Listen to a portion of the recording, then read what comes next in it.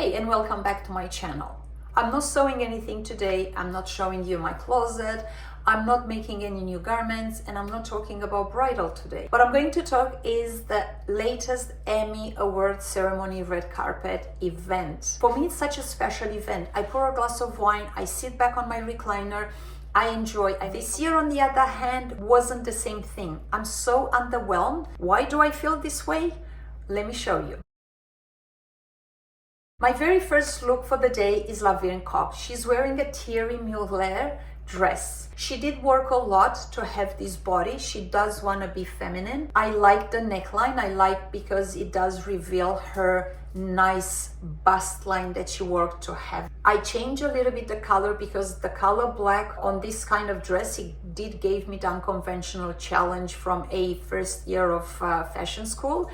However, I think she did an amazing job. She posed incredibly well. She does have an amazing physique and she does look feminine. And I guess this is in the end her mission. She does want to be really feminine, but I think this is not the right dress for her. I like the way she presented herself. The dress, on the other hand, not so much. Next, we have Carrie O'Neill. Carrie O'Neill is wearing another unconventional challenge, black garbage bag, and I put these two back to back mainly because I can see at least Laverne dress had a little bit of shape, has a lot of design.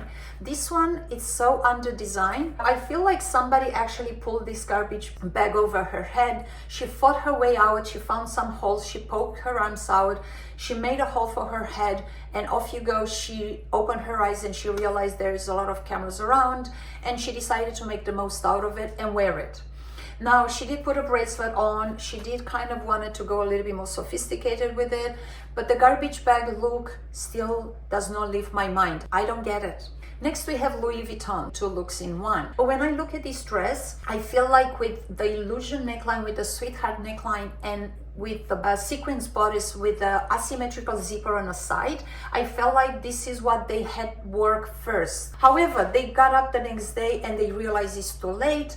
They don't really have any more time to work on the dress. They found some fabric in a studio. They wrap it on this woman and then they let her go. That's how I look at this dress. And I think when she did the styling of this dress, mainly she looked at her bodice. If the intention was on an A-line, that should have had maybe a little bit more fabric.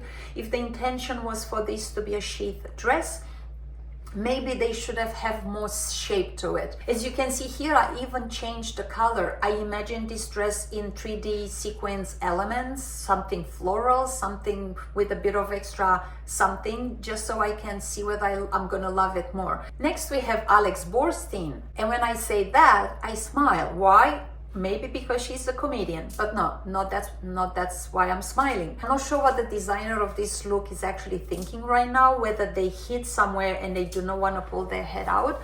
I don't know whether she fired her stylist after that, or I don't know if this lady, Alex Borstein, she actually worn this just to get some attention and some giggles out of it. To begin with, I don't think the underlay dress, I don't think it's a dress designed for this woman. I would have definitely raised the neckline of this dress slightly higher. She also has a slightly shorter torso, and I think having some halter neckline or something that goes up her neck, it actually only going to not do a favor to her because it actually shortened her torso even more.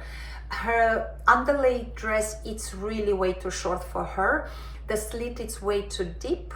And I think the feather should have never happened because it actually only widens her torso even more. Maybe she has a different type of event right after this, and she dressed up just because she wants to save time, and then she's on her way right after this. Next, we have another comedian, Amber Ruffin. And I assumed that she was on her way to her son's wedding, and so she decided to wear her mother of the groom dress at this award ceremony, and then she's gonna get in her limo and then she's gonna drive straight to the wedding. She does give me a mother of the groom vibe, to be honest with you. I've seen way too many in my life not to know how one looks like.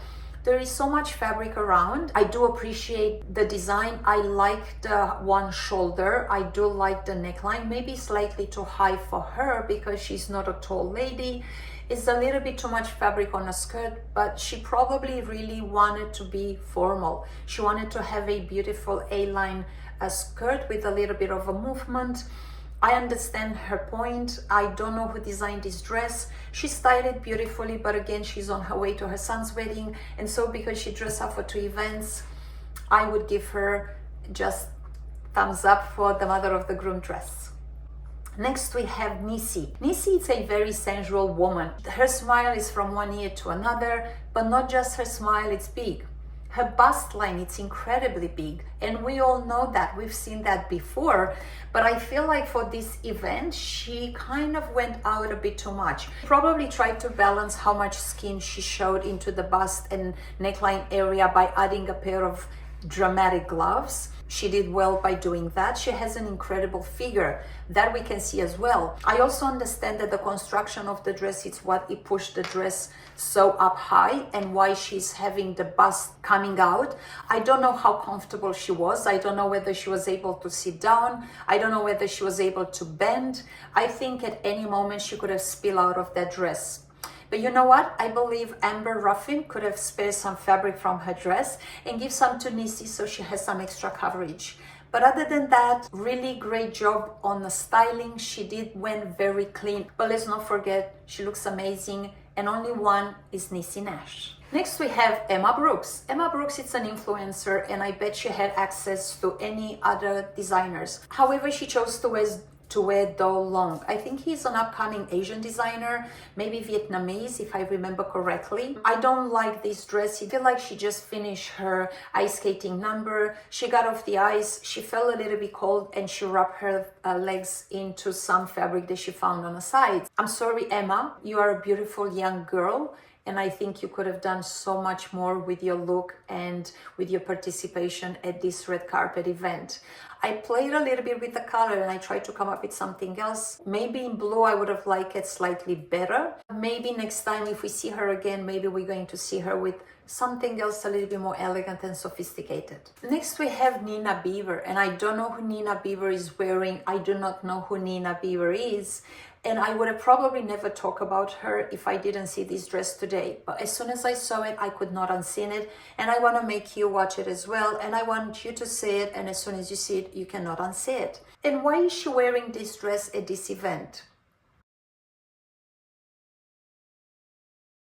For me, the winner of this red carpet event and the one who scooped the trophy this year, it's without a doubt Versace. But between these two looks, I cannot pick my winner. First is this burgundy dress. Oh my God, the way it's constructed and the amount of details and the slit and the neckline and the straps and the elegance. This is such a powerful look for me, and this is a dress that I would wear anytime. I would go to bed with it. I would go grocery shopping with it. I would wear this dress anywhere. I swear to you, I think I'm obsessed with this look. But on the other hand, I can say that Tahaji's dress was just the definition of powerful, elegant, strong, feminine look on a red carpet. The way she wore this dress, the way she posed, the way she walked around, you can actually see that she's such a powerful woman, that she has such a style signature, and that she wore this Versace dress incredibly well. So you can see why I have trouble deciding which one of these two are the winning look for me. Just because I have two very strong runner-ups, but two very different dresses, but both very powerful, interesting styles. But on the other hand, I was so underwhelmed with so many under-designed dresses, and I really wonder if one day I would have the chance to design something for the red carpet, I would do the same bad job, or I would be able to step back, look at my work and say, hey, this is trash, throw it away and start all over again. However, if we wouldn't watch all this, we wouldn't have anything to talk about today. I hope you enjoyed my video and I hope I see you soon. I hope you have an amazing day. Stay safe. Take care. Goodbye.